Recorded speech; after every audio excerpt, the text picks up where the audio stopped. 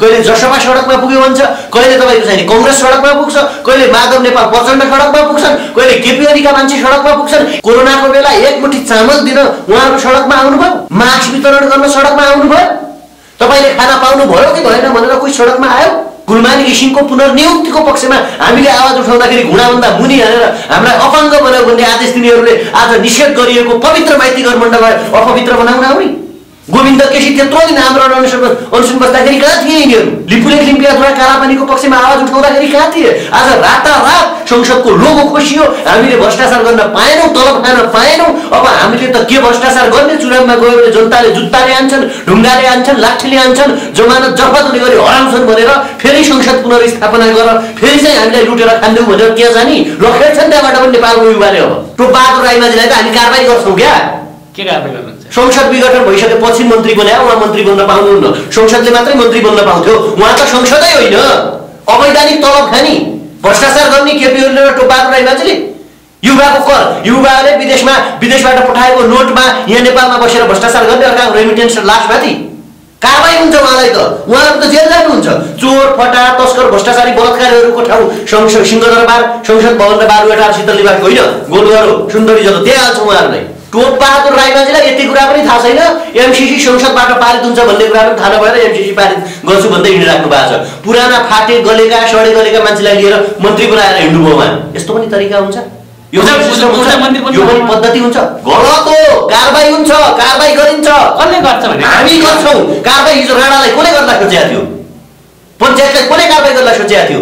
Hitler त यो सोचेको थियो कि मैले कुनै दिन आत्महत्या गर्नु पर्ला सोचेको थियो। उहाँहरू त त्यही सोच्नुहुन्छ नि, हामीलाई कारबाही गर्न कोही छैन। जब मान्छे त्यो सोच्छ, जनमतलाई चिन्दैन, युवाको भावनालाई चिन्दैन, ऊ पतनको बाटोमा गयो, त्यस्ताहरूलाई चाहिँ युवाले बाटे कारबाही गर्छ। नेपाली युवाहरूको जन्म कसैको पार्टीको कार्यकर्ता बन्नका लागि मात्रै भएको हो कि नेपाली युवाहरूको जन्म कुनै पार्टीको दास बन्नका लागि भएको हो? तपाईँ हाम्रो भाग्य र भविष्यलाई कहिले यिनीहरूले अरबमा बेचे, कहिले चाहिँ आफ्नो पैसाले किने, कहिले मासु र भातमा किने, कहिले पेट्रोलमा किने, कहिले चाहिँ ठुल्ठुला सपना बाँडेर किने भने आज 2.5 वर्ष नबित्दै तपाईँको चाहिँ तपाईँ र हाम्रो जनमतमाथि लाठी प्रयोग गरिसकेपछि, देशमा विकास गर्न नसकेपछि सडकमा आउनेहरू चाहे केपी पक्ष होस्, चाहे प्रचण्ड पक्ष होस्, चाहे देउवा पक्ष होस्, चाहे उपेन्द्र बाबुराम पक्ष होस्, उहाँहरूले विकास चाहिँ के गरे? यो प्रश्न युवाले कहिले सोच्ने? युवालाई यो प्रश्नको उत्तर दिने समय आइलागेको छ कि युवा मित्रहरू हामी सदियौँदेखि दास बन्यौँ, हाम्रा सपनाहरूलाई चाहिँ पिजडाभित्र कैद गरियो, आज फेरि हामी दास बनेर हाम्रा सपनाहरूलाई पिजडाभित्र कैद गराउने वा हामीले स्वाधीनताका गीत गाउने। मलाई पार्टीको लोगो चाहियो, झन्डा चाहियो भन्नुभन्दा हामीलाई लिपुलेख लिम्पियाधुरा कालापानी चाहियो किन नभनेको? मास्क र एक मुठी चामल दिन नसक्नेहरू आज रातारात करोडौँका झन्डाहरू छापेर, करोडौँको पेट्रोल बाइकमा हालेर, होटल बुक गरेर मासु भात खुवाएर युवाको भाग्य र भविष्यमाथि फेरि लात्ता हान्न आउने। दर्शक नमस्कार, तपाईँ हेर्दै हुनुहुन्छ नेपाल रिभर। यतिखेर हामीसँग हुनुहुन्छ हेमराज थापा हुनुहुन्छ। हजुरलाई धन्यवाद, नमस्कार। केपी शर्मा ओलीले संसद विघटन गरेका छन्, सडक तातिया छ अहिले। एकातिर ओली पक्षका मान्छेहरू सडकमा उत्रिया छन्, अर्को पक्षतिर माधव र प्रचण्डका मान्छेहरू सडकमा उत्रिया छन्। यो अहिलेको वर्तमान राजनीतिक परिस्थितिले यहाँले कसरी हेर्नु भएको छ? यिनीहरूमा पोलिटिकल इथिक्स र इमान्दारिता छ कि छैन? यिनीहरू राजनीति गरिरह हो कि व्यापार गरिरह हो? मलाई पार्टीको लोगो चाहियो, झन्डा चाहियो भन्नुभन्दा हामीलाई लिपुलेख लिम्पियाधुरा कालापानी चाहियो किन नभनेको? एमसीसी हामीलाई चाहिँदैन किन नभनेको? व्हाइट बडीको पैसा कसले खायो त्यसको छानबिन गरौँ किन नभने? 33 किलो सुन भन्सारबाट कहाँ गयो भनेर किन आवाज नउठाएको? निर्मला पन्तका बलात्कारी हत्यारा कोन त्यो पत्ता लगाऊ किन नभने? जति बेला कोरोनाले हेर्ने जति पनि दर्शक तपाईँ म हामी सबैजना आक्रान्त बनेका थियौँ, हामीलाई गाह्रो थियो। विदेशमा युवाहरू अल्पत्र परेका थिए, यहाँ चाहिँ भारतबाट आउने नाकामा मान्छेहरू बिरामी भएर बसेका थिए। त्यो बेला एउटा मास्क र एक मुठी चामल दिन नसक्नेहरू आज रातारात करोडौँका झन्डाहरू छापेर, करोडौँको पेट्रोल बाइकमा हालेर, होटल बुक गरेर मासु भात खुवाएर युवाको भाग्य र भविष्यमाथि फेरि लात्ता हान्न आउने। जनताले 5 वर्षको म्यान्डेट दिएर पठाए, तपाईहरू 5 वर्षसम्म देशको विकास गर्नुस्, संसद भवनमा बस्नुस्, जनताका इच्छा र चाहना पुरा गर्नुस् भन्यो। हामी यहाँ छौँ भनेर अस्ति सडकमा आएका थिए। जनताले तपाईँहरूलाई माइती घर मण्डलमा बसाल्न दिएको हो कि संसद भवनमा बस भनेर पठाएको? कुलमानी घिसिङको पुनर्नियुक्तिको पक्षमा हामीले आवाज उठाउँदाखेरि घुँडाभन्दा मुनि हालेर हामीलाई अपाङ्ग बनाऊ भन्ने आदेश दिनेहरूले आज निषेध गरिएको पवित्र माइती घर मण्डललाई अपवित्र बनाउन आउने। गोविन्द केसी त्यत्रो दिन हाम्रो अनसन बस्दाखेरि कहाँ थिए यिनीहरू? लिपुलेख लिम्पियाद्वारा कालापानीको पक्षमा आवाज उठाउँदाखेरि कहाँ थिए? आज रातारात संसदको लोगो खोसियो, हामीले भ्रष्टाचार गर्न पाएनौँ, तलब खान पाएनौँ। अब हामीले त के भ्रष्टाचार गर्ने? चुनावमा गयो भने जनताले जुत्ताले हान्छन्, ढुङ्गाले हान्छन्, लाठीले हान्छन्, जमानत जफत हुने गरी हराउँछन् भनेर फेरि संसद पुनर्स्थापना गरेर फेरि चाहिँ हामीलाई लुटेर खान्देऊ भनेर के जानी लखेट्छन् त्यहाँबाट पनि नेपालको युवाले। अब तर उहाँको अहिलेको सडकमा आउने आवश्यकता थियो कि थिएन? किनकि यिनीहरूले त आत्महत्या गर्दा हुन्छ क्या, झुन्डिएर मर्दा हुन्छ। त्यसले निकास पाउँछ कम्तीमा। जनताले 5 वर्षको म्यान्डेट दिएर साम्यवादीको सरकार भनेर, समाजवादको सरकार भनेर नेकपाको ब्यानर टाँसेर तपाईँको चाहिने ठाउँ ठाउँमा तपाईँको चाहिने युवाहरूलाई लडाएर चुनावमा परिचालन गरेर सत्ता बनाउने, अनि आज चाहिँ 2.5 वर्ष नबित्दै प्रतिगमन गर्ने, कुगर्ने, कसैले संसद विघटन गर्ने, जनमत डाइजस्ट गर्न नसक्ने, अनि हामी अन्यायमा पढ्यौँ भनेर सडकमा आउने। यो देशमा प्रचण्ड अन्यायमा पर्छन् भने, यो देशमा केपी ओली अन्यायमा पर्छन् भने, बाबुराम भट्टराई, झलनाथ खनाल, माधव नेपाल, शेरबहादुर देउवाहरू अन्यायमा पर्छन् भने न्याय चाहिँ कसले पाउने आश गर्छ त यो देशमा? ल भन्नुहोस् त एकचोटि। न्याय त उहाँहरूले पाउने भयो नि त। कुर्चीको न्याय पाउने। जनताले न्याय कहिले पाउने? जनताका भोका पेटहरू कहिले भरिने? निर्मला पन्तले न्याय कहिले पाउने? 80 लाख युथहरूले विदेशबाट नेपालमा नोट पठाउँछन्, त्यो नोटलाई चाहिँ रेमिटेन्स मार्फत नेपाल पठाइसकेपछि त्यसमाथि कर थोपारेर, करप्सन गरेर, भ्रष्टाचार गरेर जनताको नोटलाई चाहिँ नोटबाट भोट किन्दै सिंहदरबार र बालुवाटारमा पुग्ने, अनि तिनै जनताहरूलाई बिर्सिने, तिनकै पेटमा लात्ताले हान्नेहरूले चाहिँ आज युवाहरूलाई चाहिँ कुल्चिँदै युवाहरूका भावनालाई फेरि किन्न खोजेर सडकमा आउने, आज फेरि युवाहरूलाई झन्डा बोक्न लगाउने, आज युवाहरूलाई फेरि जिन्दाबाद मुर्दाबाद भन्न लगाउने, आज युवाहरूलाई चाहिँ आफूले चाहिँ पार्टी रूपी ठुलो महल, पार्टी रूपी राजमहल खडा गरेर कार्यकर्ता रूपी दासहरू उत्पादन गर्ने, कार्यकर्तालाई गुलाम बनाउने। पछिल्लो 70 वर्षदेखि नेपाली युवाको भाग्य र भविष्यमाथि यिनीहरूले प्रहार गरे। पछिल्लो 70 वर्षदेखि युवाहरूलाई यिनीहरूले किनबेच गरे, युवाका सपनाहरूमाथि यिनीहरूले कुल्चिए। आज फेरि सडकमा पुगेका छन्। कहिले जसपा सडकमा पुग्यो भन्छ, कहिले तपाईँको चाहिँ कङ्ग्रेस सडकमा पुग्छ, कहिले माधव नेपाल प्रचण्ड सडकमा पुग्छन्, कहिले केपी ओलीका मान्छे सडकमा पुग्छन्। हिजो भात कोरोनाको बेला 1 मुठी चामल दिन उहाँहरू सडकमा आउनुभयो, मास्क वितरण गर्न सडकमा आउनुभयो। तपाईँले खाना पाउनु भयो कि भएन भनेर कोही सडकमा आयो? लखेट्छन् युवाहरूले। अब यो कुरा चाहिँ उहाँहरूलाई सुनाइदिनु होला।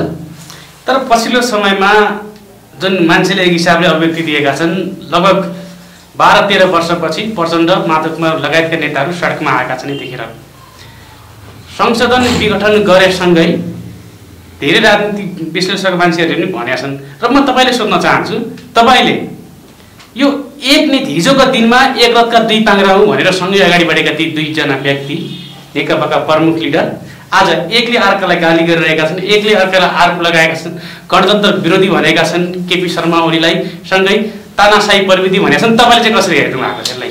तपाईँलाई हामीले धेरैचोटि अन्तर्वार्तामा लियौँ। मैले त धेरैचोटि भनेको छु, यो सिद्धान्तद्वारा, विचारद्वारा निर्देशित, पोलिटिकल गाइडद्वारा, पोलिटिकल फिलोसफीद्वारा, पोलिटिकल एस्ट्रोलोजी, पोलिटिकल इथिक्सद्वारा गाइडेड अथवा निर्देशित भएर देशको विकास, देशको निकास, युवाका सपना पुरा गर्नका लागि यो गठबन्धन छँदै थिएन। यो स्वार्थले भरिएको गठबन्धन थियो। नेकपाको full form Nepal communist party नभएर नेपाल कमिसन पार्टी, नेपाल काण्ड पार्टी थियो, जसले विभिन्न समूहहरूबाट कमिसन खायो, जसले काण्डै काण्ड घटायो। र यिनीहरू बीच तपाईँको चाहिने सिद्धान्तको लडाइँ कहाँ थियो? तेरो गोकुल बास्कोटाले 70 करोड खानी, मेरो नारायण काजीले 7 करोड खायो भने तैँले कारबाही गर्ने? मेरो मान्छेलाई राजदूत बनाउने कि नबनाउने, मेरो मान्छेलाई चाहिँ सही ठाउँमा पुगाउने कि नपुगाउने भन्ने विषयको लडाइँ हुनुको नाताले यो पार्टी टुट्नु फुट्नु जोडिनुसँग नेपालको युवाको कुनै साइनो रहँदैन। हामीले यति भनेको हो, राष्ट्रवादको भर्याङ प्रयोग गरेर, राष्ट्रवादको भर्याङ प्रयोग गरेर सिंहदरबार र बालुवाटारमा पुगिसकेपछि, राष्ट्रवादको भर्याङ प्रयोग गरेर सत्तामा पुगिसकेपछि, जनताको जनमत लिइसकेपछि जनमत अनुसार काम गर्न सक्यो कि सकेन? पानी जहाज आयो कि आएन? रेल आयो कि आएन? पछिल्लो 70 वर्षदेखि नेपालका युवाहरूलाई कसरी यिनीहरूले ठगे? अब त्यो ठग्न नदिनका लागि युथहरूले के गर्ने भन्ने हो। यहाँ केपी ओली कसरी लडे, प्रचण्ड कसरी लडे, माधव नेपाल के गरे, त्यो अलग पाटो। तर वर्तमान परिस्थितिमा आजको कुरा गर्दा पनि हजारौं युवाहरू सडकमा आएका छन्। ती नेकपाका झण्डा बोक्दै, सूर्य तारा झण्डा, आसिया ताराको झण्डा बोक्दै आएका छन्। ती युवाहरूलाई चाहिँ के भन्नुहुन्छ? हो, नेपालको हरेक युवाले, तपाईँ हामी जस्तो युवाले हेर्ने हरेक युवाले एकचोटि इतिहासको दोबाटोमा उभिएर यो इतिहास हामीले बनाउने, यो नेपाललाई यो धरतीको सबैभन्दा पवित्र भूमि हामीले बनाउने, वा चाहिँ हामी फेरि पार्टीको गुलाम भइराख्ने। यिनीहरूले पछिल्लो मैले भने 70 वर्षदेखि तपाईँ र हामीलाई दास बनाए, कार्यकर्ता रूपी दास बनाए, विचारद्वारा कन्ट्रोल गरेर, झुटा झुटा आश्वासन दिएर, झुटा झुटा कुरा सुनाएर तपाईँ र हामीलाई चाहिँ आफ्नो मातहत राखेर, आफ्नो मुनि राखेर रातारात यिनीहरू अरबौँका मालिक भयो भने आज नेपालको युवाले फेरि ती मान्छेका लागि जसले चाहिँ नेपाली युवाका सपना बेचेर आफू करोडपति भए, आफू अरबपति भए, जसले नेपालका युवाका चाहनाहरू बेचेर, नेपालका युवाका रुचि बेचेर, नेपालका भूभागहरू बेचेर, नेपालको माटो बेचेर जो रातारात अरबपति भए, ती मान्छेका लागि 21औं शताब्दीका स्वाधीन युवाहरू आज विज्ञान र प्रविधिले लेस युथहरूले एकचोटि फेरि उनीहरूका लागि जिन्दाबाद र मुर्दाबाद किन भन्ने, एकचोटि फेरि तिनीहरूका लागि हामीले झण्डा किन बोक्ने, एकचोटि तिनीहरूका लागि हामीले फेरि किन ढुङ्गा हान्ने, एकचोटि फेरि किन युवाहरू भेडा हुन्छन्, युवाहरू भनेका जनता तपाईँको चाहिँ लाटा हुन्छन्, नेताका कार्यकर्ता बनेर दास बनेर हुर्किएका हुन्छन् भन्ने किन भ्रम र भावना बालेर हामीले चाहिँ यिनीहरूलाई अगाडि बढाउने। के तपाईँ हाम्रो जन्म भनेको कसैको झण्डा बोक्नका लागि मात्रै भएको हो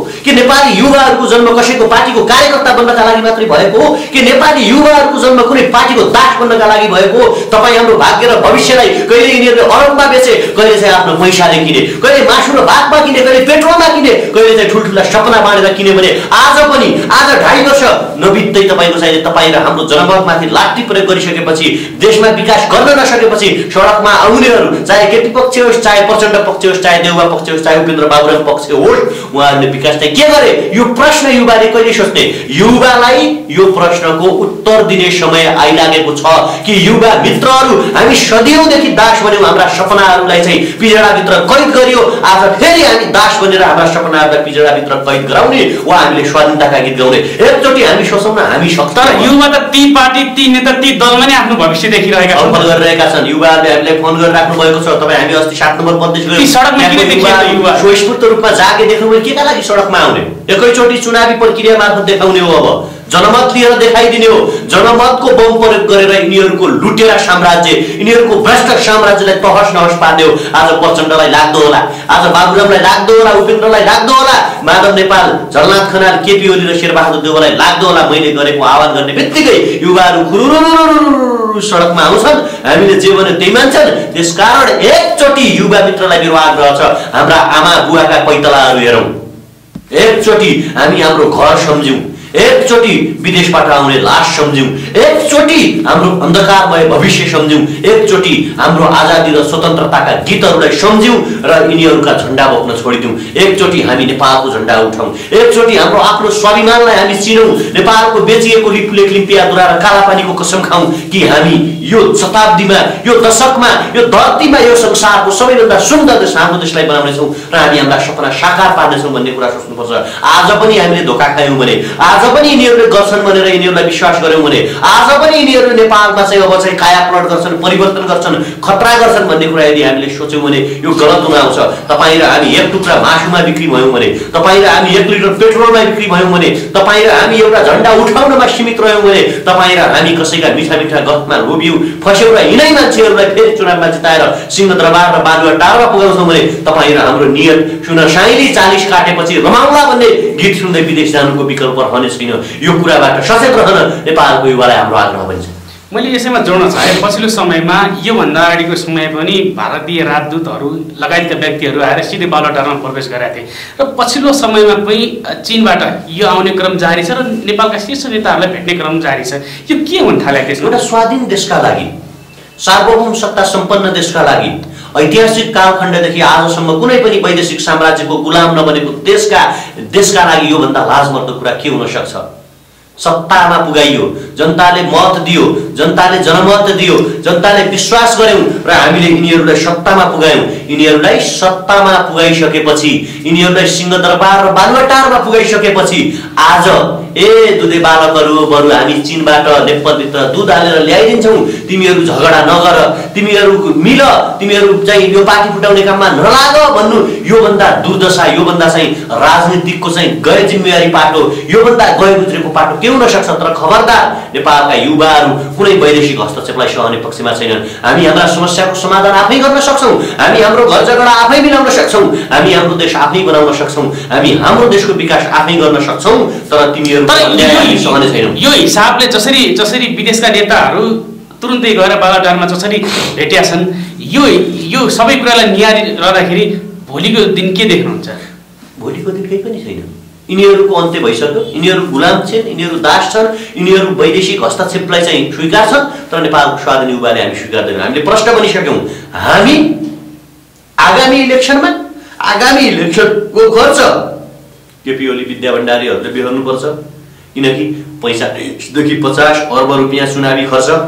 अब तपाईँ हामीले विदेशमा अलपत्र परेर विदेशमा पसिना बगाएर तिरेको करबाट चुनावी खर्च हामी तिर्न सक्दैनौँ। हामी विकास होला, शिक्षा राम्रो होला, स्वास्थ्य पाउला, रोजगारी पाउला, आयु लामो होला भनेर हामीले कर तिरेको हो। र आगामी इलेक्सनमा तपाईँ हामी सबैजना जो छौँ, नेपालका युवाहरूले संसदमा जितेर सबै निर्वाचन क्षेत्रमा पुराना पार्टीहरूलाई क्लिन स्विप गरेर हामी चाहिँ सिंहदरबार र बालुवाटारमा कब्जा गर्छौँ र विदेशी हस्तक्षेपको चाहिँ अन्त्य गर्छौँ। भनेपछि युवाले अब सिंहदरबार बालुवाटार कब्जा गर्छ। जनमत लिएर जनताको बीचमा गएर विकल्प छैन भन्छ नि त। अब त कांग्रेस विकल्प छैन कोले भन्यो? विकल्प देख्दै हुनुहुन्छ। आज म बजारका हरेक अभियन्तासँग हामी प्रोसेस कुरा गरिरहेका छौँ। हामी के गर्ने? तपाईँ हामीले हाम्रा स्वार्थका झण्डाहरू त्याग्ने कि नत्याग्ने? तपाईँ हामीभन्दा माथि देशलाई ठान्ने कि नठान्ने? जनताका सपना, युवाका रुचि, यो देशको भविष्यका लागि एकचोटि हामीले गम्भीर भएर सोच्ने कि नसोच्ने भनेर हामीले अभियान सुरु गरिसकेका छौँ। र छिट्टै तपाईँ देख्नुहुन्छ यिनीहरूलाई हराउनका लागि, जमानत जफत हुने गरी हराउनका लागि केपी ओलीलाई झापाबाट, बाबुरामलाई गोर्खाबाट, प्रचण्डलाई चितवनबाट र देउबालाई डडेलधुराबाट हटाउनका लागि युवाहरू तयारी अवस्थामा छन्। युवा भिजन सहित, विचार सहित देशलाई कसरी निकास दिने, त्यो बाटो सहित विकासका आधारहरू के हुन्, डेभलपमेन्टका सूचकहरू के हुन् भन्ने आधार सहित युवाहरू चाहिँ तयारी अवस्थामा। तपाईँ युवा भन्नुहुन्छ, यो भन्दा अगाडि हामी राजा ल्याउँछौँ भनिसके यहाँ मान्छेहरूले। मैले तपाईँलाई प्रश्न भनिसकेँ। हामीले वंशवाद र संसदवाद दुईटैलाई हेरिसक्यौँ। नेपालमा वंशवादी र संसदवादीले नैतिक जिम्मेवारी लिनुपर्छ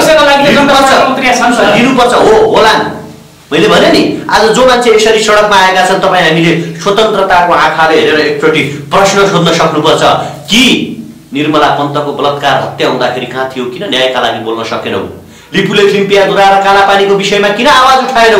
गोविन्द केसी र कुलमान घिसिङको पक्षमा किन आवाज उठाएनौ? रोजगारी राज्यको दायित्व बनाऊ, विदेशीका युवालाई नेपाल ल्याऊ, जलविद्युत उत्पादन गरौँ, पशुपतिदेखि लुम्बिनीसम्मलाई धार्मिक टुरिज्म डेभलप गरेर स्विजरल्यान्ड मक्का मदिना भन्दा ठुलो बनाऊ अनि नेपालका जडीबुटी प्रशोधन गरौँ। 2200 करोडको मासु र 40 करोडको खुर्सानी वार्षिक बाहिरबाट नेपाल आयात गर्नुभन्दा नेपाल कृषि प्रधान देशलाई चाहिँ एक्टिभ बनाऊ अनि नेपालको जडीबुटी प्रशोधन गरौँ र देश विकास गरौँ भन्ने पक्षमा आवाज किन उठाउन सकेन? आज जबकि आफ्नो स्वार्थका लागि, आफ्ना निहित मान्छेहरूलाई पोस्टमा पुगाउनका लागि जसले वकालत गर्दछन्, जो बोल्दछन्, त्यसलाई मान्ने पक्षमा छैनन्। त्यो एकाध भिड आउँछ जान्छ, त्यसले केही फरक पर्दैन। परिवर्तनको लहर चलिसक्यो, प्रत्यक्ष निर्वाचित कार्यकारीको लहर चलिसक्यो, नेपालमा युवाहरू जागिसके। अब युवाले यो बुझिसकेका छौँ कि हामी आफै आफ्नो खुट्टामा उभिन सक्छौँ। अरूको बैशाखीमा हिँड्दा हिँड्दा धेरैचोटि हामी लडिसक्यौँ। अब हामी मात्र यो देशको परिवर्तनको सम्भाग हो। आफ्नो खाना आफै बनाउँछौँ भने, लुगा आफै धुन्छौँ, हलो आफै जोत्छौँ, विदेशमा गएर पैसा आफै कमाउँछौँ,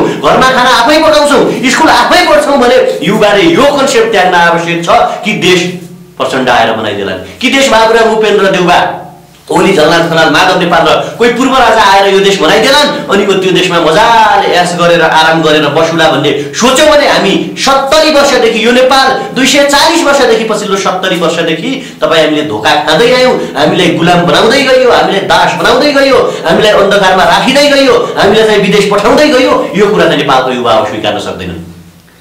तर जसरी पछिल्लो समयमा राजावादीहरूले राजा आउनुपर्छ भनेर सडकमा आइराखेका छन्, काङ्ग्रेसले अबको विकल्प हामी नै भनेर सडकमा आइरहेछ, नेकपाले पनि अब केपीको गुटलाई हटाउँछौँ, केपी नेकपा पार्टी होइन, अब हामी आउँछौँ, जनतालाई हामी दिन्छौँ भनेर भनिरहेको छ।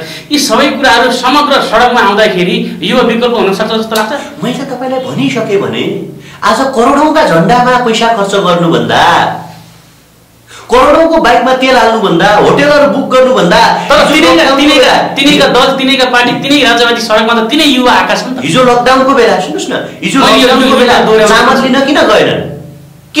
हिजो लकडाउनको बेला मास्क वितरण गर्न? यो कुरा त युवाले बुझ्नु पर्यो नि त। सबै मान्छे आफ्नो स्वार्थका लागि आउँदा रहेछन् नि, यो देशको स्वार्थका लागि, यो देशको युवाको सुन्दर भविष्यका लागि। युवा जागौँ, युवा तपाईसँग इनर्जी छ, तपाईसँग क्यापासिटी छ, we have a believe, we have a capacity, we have a knowledge, त्यो पावर, त्यो क्षमता, त्यो ज्ञान हामीसँग छ। युवा अबको शक्ति तपाईँ हो, तपाईँहरू जाग्नुहोस् न, यो देश बनाउनुहोस्। किन भन्न सक्नुहुन्न? उहाँहरू त टेक्स्टेड हो नि। वीरेन्द्र शाहको सत्ता हामीले हेर्न सकेनौँ। प्रचण्ड २ प्रधानमन्त्री हुनुभएको होइन, प्रधानमन्त्री हुनुभएको, बाबुराम भट्टराई प्रधानमन्त्री बनिसक्नु भएको होइन, उपेन्द्र यादव मन्त्री बन्नु भएको होइन, केपी ओली २ प्रधानमन्त्री बन्नु भएको होइन, झलनाथ खनाल र माधव नेपाल देशको प्रधानमन्त्री बनिसकेका होइनन्। के पायो देशले? एचिभमेन्ट के, उपलब्धि के? यो उपलब्धि हो भनेर देखाउन सक्नु पर्यो नि।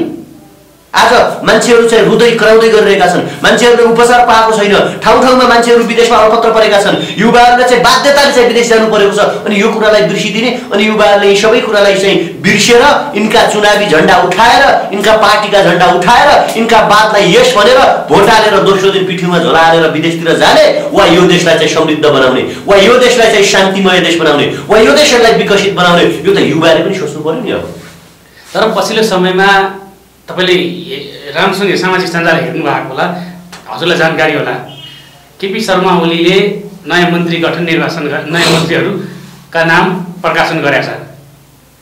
कतिको सन्तुष्टि हुन्छ उहाँहरूप्रति? तपाईँ कस्तो कुरा गर्नुहुन्छ भने, जो मान्छेले जनताद्वारा निर्वाचित संसद पार्लियामेन्ट हाउसलाई चाहिँ कोल्याप्स गर्यो, त्यो मान्छे नै अवैधानिक हो भने क्या? केपी ओली देशको प्रधानमन्त्री हुन् त? अब होइनन् नि। नेपालको संविधानले संसदबाट प्रधानमन्त्री चुन्ने, जनताले दिएको मतबाट संसदबाट प्रधानमन्त्री चुन्ने व्यवस्था गरेको छ। जब त्यो संसदमै विघटन गर्यो भने उहाँहरू पार्टीको नेता त हुनु होला, पार्टीको भ्रष्ट नेता त होला, तर नेपाली जनताको प्रतिनिधित्व गर्ने प्रधानमन्त्री उहाँ होइन। उहाँ काम चलाउ मान्छे हो र हामीले धेरैचोटि भनिसकेका छौँ। काम चलाउने नयाँ मन्त्री गठन कसरी गरे त? संसद विघटनदेखि खाने तलब चाहिँ अवैधानिक हुन्छ। युवाहरू संसद चुनिएर राष्ट्रका सेवक बनेर आएपछि हामी संविधान संशोधन गरेर अवैधानिक सरकारले गरेका नियुक्ति, अवैधानिक सरकारका मन्त्री र अवैधानिक सरकारका प्रधानमन्त्री र तिनकी राष्ट्रपति हरेकले खाने तलब भ्रष्टाचार हो, तिनले चढ्ने गाडी भ्रष्टाचार हो, तिनका गाडीमा हाल्ने तेल भ्रष्टाचार हो, तिनीहरूले लिने तलब भत्ता भ्रष्टाचार हो। र कानुन संशोधन गरेर हामी यिनीहरूलाई कारबाही गर्छौँ। यिनीहरूले सोचेका होला हामीले जे चाह्यो त्यही हुन्छ, हामी हिटलरको बाटोमा हिँड्छौँ, हामी मुसोलिनीको बाटोमा हिँड्छौँ, हामी चाहिँ तपाईँको चाहिने अर्को कुनै सद्दाम हुसेनको बाटोमा हिँड्छौँ, वा कर्नेल मोहम्मद गद्दाफीको बाटोमा हिँड्छौँ, वा राणा पञ्चायत जस्तो बाटोमा हिँड्छौँ भन्ने परिकल्पना यिनीहरूले पालेका छन् भने त्यो फिक्का हुनेछ। अवैधानिक हो, केपी ओली अवैधानिक हुन्। संविधान प्रदत्त त जस्तो तपाईँ नागरिक हुनुहुन्छ, जस्तो म छु, त्यस्तै केपी ओली हुनुको नाताले उहाँले चाहिँ यो मन्त्री नियुक्ति गर्ने, यो चाहिँ तपाईँको चाहिँ तलब खुवाउने, निर्णय गर्ने अधिकार उहाँमा छैन। गरिसके बरु केपी ओलीमा पोलिटिकल इमान्दारिता हुन्थ्यो भने उहाँले के भन्न सक्नुहुन्थ्यो भने तपाईँहरू जस्तो युवाहरू आउनुहोस्, चुनाव गराउनुहोस्। उहाँले भनिरहेको छ आउनुहोस् भन्दैछ, उहाँले के गर्यो तपाईँ थाहा पाउनु नि? उहाँले के गर्यो? टोपे राईमाझी, टोप बहादुर राईमाझीलाई यति कुरा पनि थाहा छैन, एमसीसी संसदबाट पारित हुन्छ भन्ने कुरा पनि थाहा नभएर एमसीसी पारित गर्छु भन्दै हिँडिराख्नु भएको छ। पुराना फाटे गलेका सडे गलेका मान्छेलाई लिएर मन्त्री बनाएर हिँड्नुभयो उहाँ। यस्तो पनि तरिका हुन्छ? यो पनि पद्धति हुन्छ? गलत हो। कारबाही हुन्छ, कारबाही गरिन्छ। कसले गर्छ भने हामी गर्छौँ कारबाही। हिजो राणालाई कसले गर्दा सोचेको थियो? पञ्चायतलाई कसले कारबाही गर्दा सोचेको थियो? हिटलरले यो सोचेको थियो कि मैले कुनै दिन आत्महत्या गर्नुपर्ला सोचेको थियो? उहाँहरू त त्यही सोच्नुहुन्छ नि, हामीलाई कारबाही गर्ने कोही छैन। जब मान्छे त्यो सोध्छ, जनमतलाई चिन्दैन, युवाको भावनालाई चिन्दैन, ऊ पतनको बाटोमा गयो, त्यस्ताहरूलाई चाहिँ युवाले भाटे कारबाही गर्छन्। तपाईँहरू हिजोको दिनमा एमसीसी लागू गर्नु हुँदैन भने सडकमा आउनु भएको थियो, अब एमसीसी लागू गर्छौँ भने कहाँ गर्छन् भने कहिले भनिसक्यो भने ऊ कति लिटिल नलेजवाला मान्छे रहेछन् क्या। उनी संसदबाट पारित हुने हो एमसीसी भनेको, संसदै भएन भने कहाँबाट पारित हुन्छ भने क्या? किन बोले त्यो उहाँले? हो त्यो केही थाहा नपाएको मान्छे, ज्ञानै नभएको मान्छे, अब नलेजै नभएको मान्छे, विचारै नभएको मान्छे होइन। त्यो हावामा टिपेर त्योभन्दा त हाम्रा चाहिँ अरू 2-4 जना यो भिडियो मङ्गल थापालाई अरू मन्त्री बनाइदिए हुन्छ नि, बुझ्नुभयो भएन? होइन, यस्तो अध्ययनै नगरेका मान्छे, ज्ञानै नभएको मान्छे जसलाई चाहिँ एमसीसी भन्ने कुरा गर्नुहुन्छ भने चाहिँ मन्त्री गर्नुहुन्छ हुँदैन भने टोप बहादुर राईमाझीलाई त हामी कारबाही गर्छौँ क्या। के कारबाही गर्नुहुन्छ? संसद विघटन भइसकेपछि मन्त्री बनायो, उहाँ मन्त्री बन्न पाउनुहुन्न। संसदले मात्रै मन्त्री बन्न पाउँथ्यो, उहाँ त संसदै होइन। अवैधानिक तलब खानी, भ्रष्टाचार गर्ने केपी ओली र टोप बहादुर राईमाझीले युवाको कर, युवाले विदेशबाट पठाएको नोटमा यहाँ नेपालमा बसेर भ्रष्टाचार गर्ने अर्का रेमिटेन्स लासमाथि कारबाही हुन्छ उहाँलाई त, उहाँहरू त जेल जानुहुन्छ। चोर फटा तस्कर भ्रष्टाचारी बलात्कारीहरूको ठाउँ सिंहदरबार संसद भवन र बालुवाटार शीतलनिवास होइन, गोलघर हो, सुन्दरी जतो त्यही हाल्छ उहाँहरूलाई। तर बालुवाटार हो भनिराख्नु, बालुवाटारमै छन् अहिले त। कहाँ छन् भने त्यो ठगेर एकचोटि त मान्छे मैले संसार जित्न हिँड्छ। मैले यसैमा जोड्नुहोस् है, हिजोको दिनमा तपाईँहरूले कुलमान घिसिङलाई पुनर्नियुक्ति गर्नुपर्छ भनेर सडक तताउनु भएको थियो, सडकमा आन्दोलन पनि गर्नुभएको थियो। अहिले फेरि ऊर्जा मन्त्री टोपबहादुर रायमाझी बने हैन, लोड सेडिङ पनि हुन थालेछ। यो सबै कुरा हेर्दाखेरि के लाग्छ? अवैधानिक हो क्या, अवैधानिक मान्छेको कुरै नगर्नुहोस्। वैशाखमा छिटोभन्दा छिटो चुनाव गराउनुहोस्, त्यो चुनावको खर्च केपी ओली विद्या भण्डारी बेहोर्नुहोस्। कसरी बेर्छन्? त्यो त जनताको पैसाले। हामी बेहोराउँछौँ नि, चुनावमा जित्छौँ। सुन्नुहोस्, चुनावमा जित्छौँ। सबै देशैभरिका संसद निर्वाचन क्षेत्र जति छन् ती निर्वाचन क्षेत्रमा हामी उम्मेदवारी दिन्छौँ। हाम्रो युवा साथीले तपाईँ एकजना व्यक्ति कहाँबाट उम्मेदवारी दिनुहुन्छ? किन के मान्छे छैनन् भन्ने हो तपाईँले? आज देशैभरि कमेन्ट हेर्नुहोस् न, फोनमाथि फोन छन्, चाँडो टिम बनाएर आउनुहोस् भनेर मान्छेहरू पछाडि कोही पनि छैनन् भन्छन्। त्यो तपाईँले भन्ने कुरा हो, त्यो तपाईँ भन्दै गर्नुहोस् होइन। मेरो पछाडि किन हुनु पर्यो? सत्यको पछाडि हुनु पर्यो क्या, विचारको पछाडि हुनु पर्यो, देश परिवर्तन गरौँ भन्ने भावनाको पछाडि मान्छे हुनु पर्यो। म त को हो र मेरो पछाडि युथ हुनलाई? अनि को आउँछ चुनाव लड्न? सबै आउँछन्, त्यो हामी प्रक्रियामा छौँ। त्यो सबै कुरा अहिले भन्नुपर्छ तपाईँलाई भन्ने छैन। यति बुझ्नुहोस्, युवाहरू जागे, युवाहरूको पार्टी बन्छ। लगायतका व्यक्तिहरू एकैचोटि चुनाव लड्न आउँदैछन् वैशाखमा चुनावमा होइन भने चाँडै पार्टी घोषणा गर्छौँ युवाहरूलाई समेटेर। पहिलो कुरा म गर्छु भने लगभग त्यो कति दूरी टाढा हुनसक्छ? 1-2 महिना कति लाग्न सक्छ? त्यो धेरै अहिले नखोलो, त्यो जब खोलिन्छ तपाईँ क्यामेरा लिएर खिच्न आउनु होला, बुझ्नुभयो नि। तर यति कुरा तपाईँ बुझ्नुहोस्, युवाहरूलाई अहिलेको संसदवाद र वंशवाद आवश्यकता छैन। युवाहरूका सपनामाथि यिनीहरूले खेले। टोपबहादुर रायमाझीको कुरा तपाईँले गर्नुभयो, केपी ओलीको कुरा गर्नुभयो। उहाँहरू अवैधानिक बाटोबाट जनताले तिरेको करमाथि मस्ती गर्दै हुनुहुन्छ।